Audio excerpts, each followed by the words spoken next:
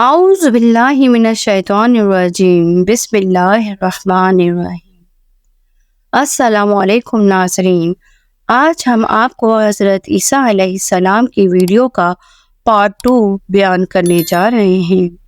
حضرت شامعون علیہ السلام نے حضرت عیسیٰ علیہ السلام کی رسالت کی تصدیق کی تھی، جبکہ حضرت عیسیٰ علیہ السلام نے تقریباً 3 سال کچھ ماہ تبلیغ فرمائی۔ ان کی تعلیمات توحید کا استحکام، تورات کی تعلیمات کا احیاء، معاصر یہود کی اخلاقی اور معاشرتی اصلاح، شفقت، نرمی اور محبت کی تلقین تھی۔ سورہ نساء آیت 171 میں اللہ نے آپ کی رسالت اور تعلیم کا ذکر بیان فرمایا ہے۔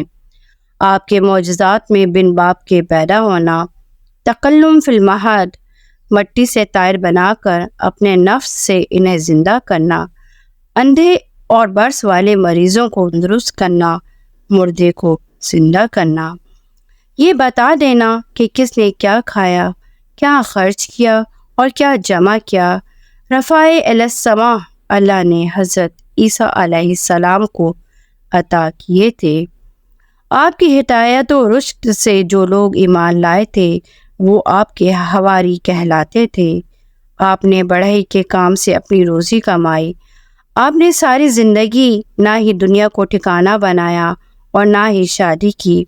جب لوگوں کا رجحان دین کی طرف بڑھنے لگا تو سرداروں، کاہنوں اور فرسیسیوں کو خطرہ پیدا ہوا کہ کہیں ہماری عزت اور معتبری نہ چھن جائے۔ کینہ اور بغض بڑھتا گیا۔ انہوں نے وہاں کے حاکم پلاطس، جو کہ یہودیہ کے علاقے کا گورنر تھا، اس کے پاس جا کر شکایت کی اور باور کروایا حضرت عیسیٰ علیہ السلام اس کی حکومت اور دین موسوی کے لیے خطرہ بن گئے ہیں۔ پلاطس نے گرفتاری کا حکم دیا، مگر یہ لوگ آپ کو سرعام گرفتار کرنے سے ڈرتے تھے کہ بلوا ہو جائے گا۔ ایک دن انہیں معلوم ہوا کہ حضرت عیسیٰ علیہ السلام اپنے حواریوں کے ساتھ ایک کمرے میں بیٹھے ہیں۔ انہیں گرفتار کر کے حاکم کے سامنے پیش کیا۔ پلاطس انہیں بے گناہ سمجھتا تھا اور چھوڑنا چاہتا تھا، مگر دشمنوں کے آگے مجبور تھا۔ حضرت عیسیٰ علیہ السلام کو سپاہیوں کے حوالے کر دیا۔ مخالفوں نے آپ علیہ السلام کو سولی پر چڑھانے میں دیر نہ لگائی۔ ان کے سر پر کانٹوں کا بنا تاج رکھا، آپ کو ایذا دی اور پھر سولی پر لٹکا دیا۔ مگر قرآن پاک میں سورہ نساء آیت 157 میں اللہ تعالیٰ فرماتا ہے کہ آپ کو چوتھے آسمان پر زندہ اٹھا لیا گیا۔ انسائکلوپیڈیا برٹانیکا جلد سویم میں لکھا ہے کہ شمعون قرینی، جو کہ آپ کے ہم شکل تھے، کہ صلیب پر لٹکایا گیا تھا، اس وقت حضرت عیسیٰ علیہ السلام کی عمر 34 سال کی تھی۔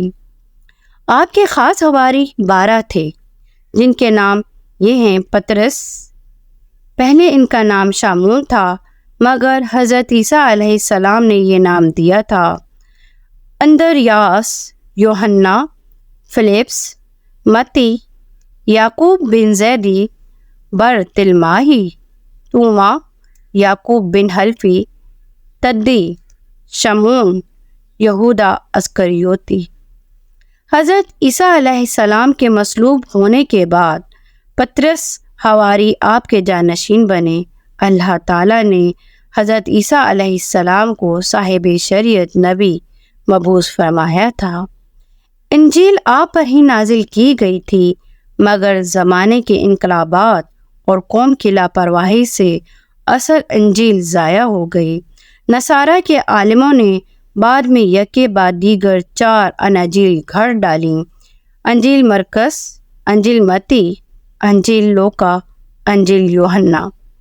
سب سے پہلے 65 تا 70 کے عرصے میں انجیل مرکس لکھی، انجیل لوکا 80 تا 90 کے درمیان لکھی گئی، اور انجیل یوحنا سب سے آخری میں 2 صدی عیسوی میں لکھی گئی تھی۔ پال پولوس دراصل ایک معتصب یہودی تھا جو عیسائیت قبول کر کے کلیسا کا رہنما بن گیا۔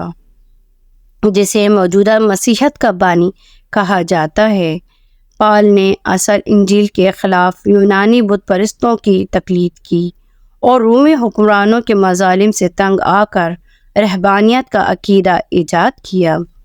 کعبۃ اللہ کی تعمیر تو حضرت آدم علیہ السلام نے بحکم اللہ تعالیٰ کی تھی، اور اس کے بعد کئی ادوار اور کئی انبیاء اکرام کے زمانے گزرنے اور کعبۃ اللہ کی اثر نو بار بار تعمیر ہوتی رہی، مگر کعبۃ اللہ کی نگہداشت یا انہدامی وغیرہ کے واقعات کے بارے میں ہماری تواریخ کی کوئی خاص وضاحت بیان نہیں ہوئی۔ البتہ کعبۃ اللہ کی دوبارہ تعمیر حضرت ابراہیم علیہ السلام اور حضرت اسماعیل علیہ السلام نے حضرت عیسیٰ علیہ السلام کی آمد سے تقریباً 2000 سال پہلے بنیاد رکھ کر اثر نو کی تھی۔ پھر حضرت سلیمان علیہ السلام نے 924 تا 992 قبل مسیح کے عرصے میں ہیکل سلیمانی یعنی بیت المقدس کی تعمیر، جس کو یہودی اور ملت ابراہیمی نے قبلہ مان کر 2 ہجری تک اس طرف منہ کر کے نمازیں ادا کیں، مگر رسول اکرم صلی اللہ علیہ وسلم کی ہجرت کے بعد 2 ہجری میں تحویل کعبہ کی آیت دوران نماز نازل ہونے پر دوبارہ مسلمانوں کا قبلہ کعبۃ اللہ قرار پایا۔ حالانکہ مسلمان اب بھی بیت المقدس کو قابل احترام سمجھتے ہیں اور اس کی بزرگی کو تسلیم کرتے ہوئے یہودیوں سے مطالبہ کر رہے ہیں کہ یہاں تمام مسلمانوں کو آزادانہ نہ صرف آنے دیا جائے بلکہ اس کو اہل اسلام اور دیگر اہل کتاب کے لیے بھی زیارت کرنے کے لیے کھلا چھوڑا جائے۔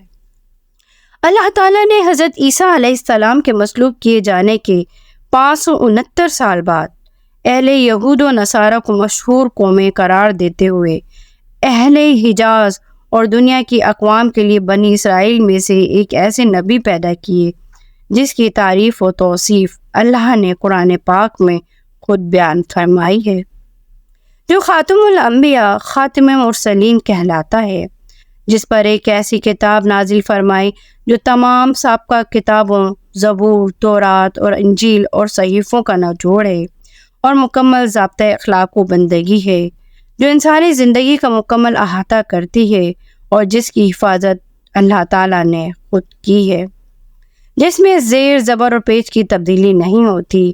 جس کسی نے ایسا کرنے کی کوشش کی وہ ناکام رہا۔ یہ ایک مسلمہ حقیقت ہے کہ عیسوی سن کا آغاز ولادت مسیح سے 4 سال بعد ہوا تھا، مگر عام الخیال ہے کہ سن عیسوی کا آغاز حضرت عیسیٰ علیہ السلام کی پیدائش سے ہوا۔ حضرت عیسیٰ علیہ السلام کو 26 یا 27 میں نبوت عطا ہوئی تھی۔ اس وقت آپ کی عمر 30 سال تھی۔ ناظرین، یہ تھی ہماری آج کی ویڈیو کا پارٹ 2 جو حضرت عیسیٰ علیہ السلام کے بارے میں تھا۔ ہمیں امید ہے کہ آپ کو ہماری آج کی یہ ویڈیو بہت پسند آئی ہوگی۔ مزید اس طرح کی ویڈیوز دیکھنے کے لیے ہمارے چینل کو لائک، شیئر اور سبسکرائب کرنا نہ بھولیں، اور ساتھ ہی بیل آئیکن کے بٹن کو بھی پریس کر دیجیے تاکہ ہماری ہر آنے والی ویڈیو آپ کو بر وقت اور بآسانی مل سکے۔ شکریہ۔